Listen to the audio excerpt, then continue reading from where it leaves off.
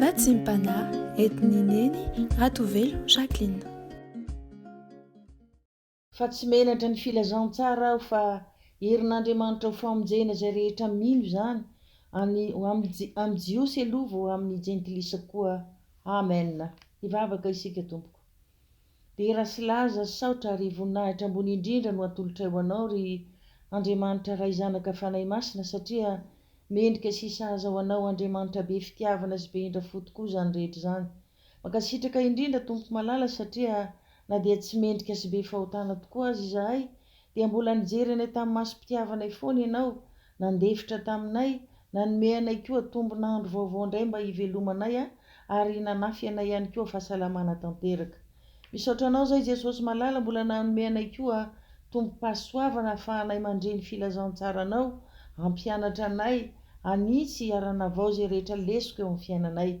Koa mangataka ny indrafonao hatrany Jesosy malalo, mba meteza nadio sy hanasanay amin'ny raha soanao izay nalatsaka ao teo ambony hazo fijaliana, fa ampy hanadio tanteraka anay tokoa ny rahanao, dia ho afaka amin'ny fahalitoana sy ny tsy fahamarinana rehetra izahay, ary ny fanahinao masina kosa afaka hitoetra sy hanjaka feno anatinay, mba hanokatra ny fohamam-panahinay ahafahanay mandre ny teninao, hanampy anay ihany koa hitahiry ary hampiatra izany eo amin'ny fiainana iray manontolo.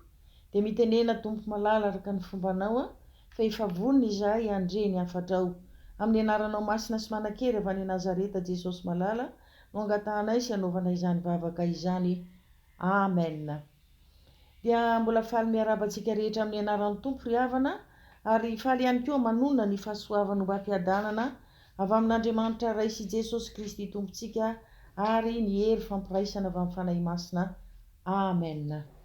Ny teny angalantsika vatsim-panahy amin'ity asabotsy maraina ity ry havana dia izay hitantsika ao amin'ny bokin'ny Romanina toko 5 ny andinin'ny 1 ka hatramin'ny faha 12. Romanina toko 5 ny andinin'ny 1 ka hatramin'ny faha 12. Ovakitsika amin'ny anaran'i Jesosy Kristy tompony teny. Koa amin'izany, satria efa nohamarinina tamin'ny finoana isika, dia aoka isika hanana fihavanana amin'Andriamanitra amin'ny alalan'i Jesosy Kristy tompontsika.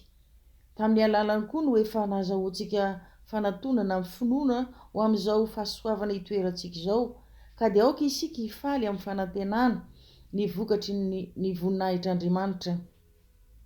Ary tsy izany ihany fa aoka isika hifaly amin'ny fahoriana azy, satria fantatsika fa ny fahoriana mahatonga faharetana, ary ny faharetana mahatonga fahatsaram-panahy voazatoetra, ary ny fahatsaram-panahy voazatoetra kosa mahatonga fanantenana, ary ny fanantenana dia tsy mampamenatra, satria ny fanahy masina izay nomena antsika no nentina nampidina ny fitiavan'Andriamanitra ao am-pontsika. Fa fony mbola tsy nanan-kery isika dia maty Kristy tamin'ny fotoan'andro hamonjy ny ratsy fanahy, fa saika tsy misy olona manaiky ho faty hamonjy ny marina, fa angamba misy ihany ny sasany sahy maty aza hamonjy ny manao soa. Fa Andriamanitra mampiseho fitiavana antsika, fa fony mbola mpanota isika dia maty hamonjy antsika Kristy. Koa maika aza ny hamonjena antsika ho afaka amin'ny fahatezerana ankehitriny rehefa nohamarinina tamin'ny rana isika, fa raha fony mbola fahavalo aza isika no nampihavanana tamin'Andriamanitra tamin'ny nahafatesany zanany, maika ny hamonjena antsika amin'ny fahavelomany ankehitriny rehefa nampihavanana. Ary tsy izany ihany koa fa mifaly amin'Andriamanitra isika amin'ny alalan'i Jesosy Kristy tompontsika, izay nahazoantsika ny fihavanana ankehitriny. Amen. Izany andiny soratra masina izany indray ry havana no angalantsika ny vatsy amin'ity maraina ity. Ao anatin'ity bokin'ny Romanina toko 5 ity dia milaza hevi-baovao ho an'ny kristianina rehetra tokoa i Paoly. Hevi-baovao satria hoe ao amin'ny fahoriana hoy izy, ao ny voninahitra ary ny fiainana, fa ao ambadika izany rehetrarehetra izany kosa hozy izy dia misy foana ny fanantenana. Eo amin'ny andinin'ny 1 ka hatramin'ny 5 dia voalaza fa nohamarin'Andriamanitra tamin'ny finoana isika, koa dia nanana fihavanana tamin'Andriamanitra koa. Izany hoe tena afaka nifandray tanteraka tamin'Andriamanitra izany isika. Dia inona nefa ny vokatra izany eo amin'ny fiainantsika? Lasa afaka mifandray mivantana amin'ny Jesosy Kristy koa isika ry havana, koa tsy mila mpanelanelana izany intsony, afaka mitondra ny helokontsika eo anatrehany ihany koa, afaka mifona sy mibeboka eo aminy ihany koa. izany fihavanantsika amin'Andriamanitra izany nefa ry havana dia tokony ataontsika tsy tokony ataontsika fahazahoana tombontsoa fotsiny ihany fa tena ataontsika ho fifandraisana lalina amin'Andriamanitra mihitsy, ho fifandraisana maharitra sy mitohy hatrany ihany koa fa tsy vetivety fotsiny akory. Ny fihavanantsika amin'Andriamanitra koa dia miteraka fiainam-baovao eo amintsika sy Andriamanitra. Ny finoana koa dia tsy maintsy tokony hamaka sy miorina tsara ao am-pontsika mba hahafahany mivelatra tsikelikely isan'andro mandritra ny androm-piainantsika ary koa mba hahatonga ny fifandraisantsika amin'Andriamanitra tena ho mihamafy orina sy lalipaka ihany koa. Mety azontsika hoarina amin'ny mpifankatia koa angamba ry havana ny finoana, satria ny mpifankatia tokoa mantsy dia manomboka mifankahalala aloha voalohany dia mifampiresaka tsotsotra, mifanadiady eo ny tsirairay dia manomboka mihitatra tsikelikely ny fifankahalalana ary dia mifankafantatra toetra tsikelikely eo ny rotonta. Farany tafiditra ny fifankatiavana, mamaka sy miorina tsara isan'andro izany fifankatiavana izany mandra-pahatonga ny firosoana amin'ny fanambadiana.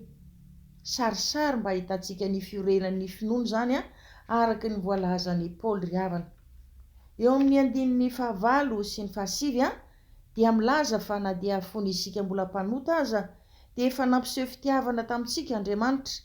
Maika ve fa ankehitriny hoy Paoly, te hilaza mantsy izy fa ny mpino rehetra rehefa novonjen'Andriamanitra dia mitambatra ao amin'ny firaisan'ny fanahy ho amin'ny finoana avokoa, ary dia miteraka fanantenana ny amin'ny fiainana ho avy tokoa izany.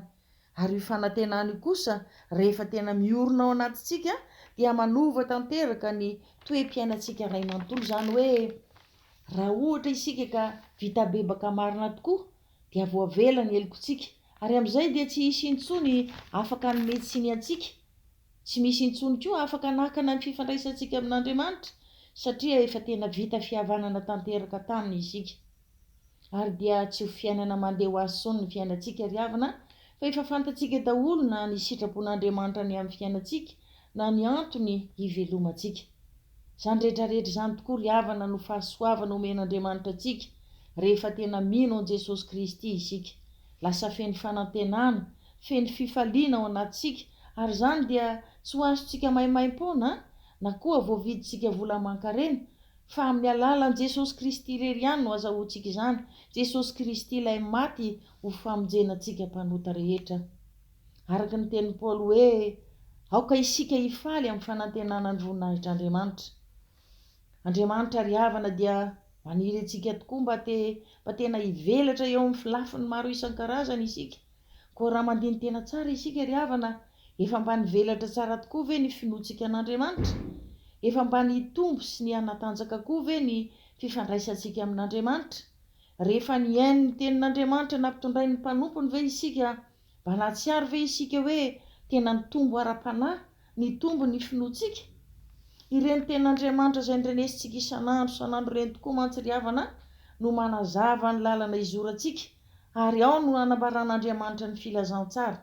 Fa ny finoantsika dia tokony tsy hiankina na amin'inona izany mihitsy, fa amin'ny Jesosy Kristy irery ihany izay maty mba hamonjenantsika mpanota rehetra.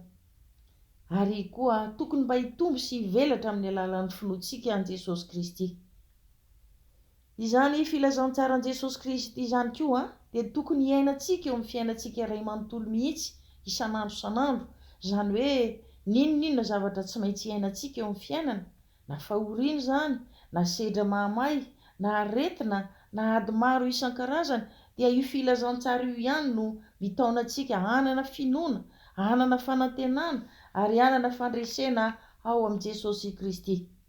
Hoy tokoa mantsy Paoly eo amin'ny 7 sy ny 5, 7 hatramin'ny 5 hoe aoka isika hifaly amin'ny fahoriana aza, satria fantatsika fa ny fahoriana mahatonga faharetana, ary ny faharetana mahatonga fahatsara-panavo aza-toetra, ary ny fahatsara-panavo aza-toetra mahatonga fanantenana, ary ny fanantenana dia tsy mampahamenatra satria ny fanahy masina izay nomenantsika no nentina napidina ny fitiavan'Andriamanitra ao am-pontsika. Izany hoe rehefa maharitra ny finoana izany isika dia io faharetana io no mahatonga fahatsara-panavo aza-toetra ao anatintsika, ary arakaraka nitopotsika amin'ny finoana dia hovain'Andriamanitra hatrany hatrany koa ny toetratsika ka dia lasa tia mankatoa ary matahotra an'Andriamanitra isika, lasa mankafy miaino ny fitoriana ny filazantsarani Jesosy Kristy koa izay mitondra fifaliana sy fanantenana ho antsika.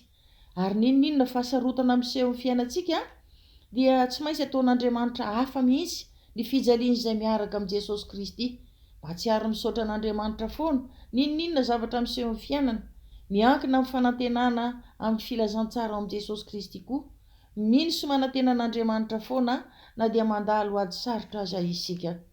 Izany finoana lalipaka izany ry havana no tiany Paoly aseho amintsika eto amin'ity bokin'ny Romanina toko 5 ity.